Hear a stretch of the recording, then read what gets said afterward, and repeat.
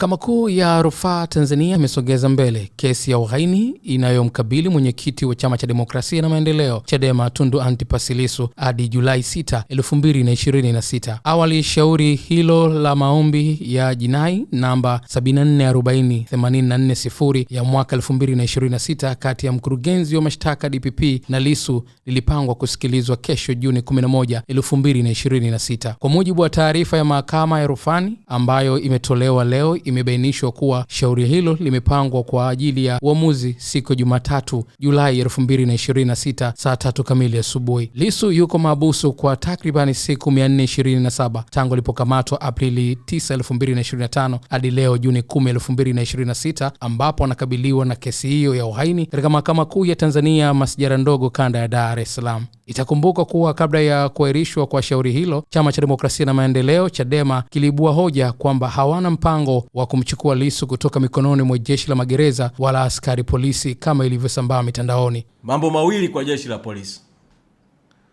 La kwanza, wapuuze taarifa za uongo za ndani ya jeshi la polisi lenyewe zinazodaiwa kuwa za kiintelijensia, kwamba watu wa Chadema, maana kuna habari hizo wamelishana uongo uko ndani kwamba Chadema inataka kufanya vurugu ya wanachokiita kumuokoa Tundu Lissu kutoka kwenye mikono ya magereza na mikono ya polisi. Uongo mtupu. Uongo ambao umetengenezwa ili kutekeleza nia ovu ya kupiga raia na kupiga wananchi na kufanya vurugu.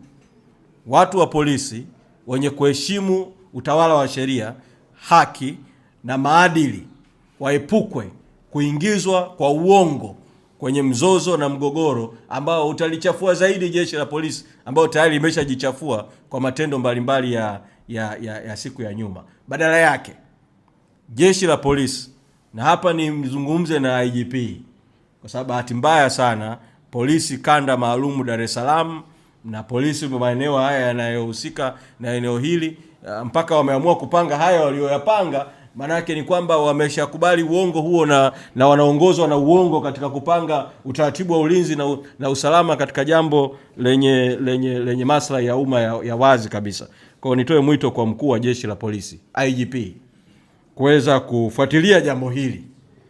Jeshi la polisi kwa ujumla wake wasikubali kuingizwa katika kuchafuliwa wote kwa umoja wao kwa sababu ya matendo ya watu wachache ambao wanaacha kufanya kazi kwa ukweli, kwa haki, kwa uweledi. Hizi ni ripoti za kitaifa. Mimi ni Steven Msigwa.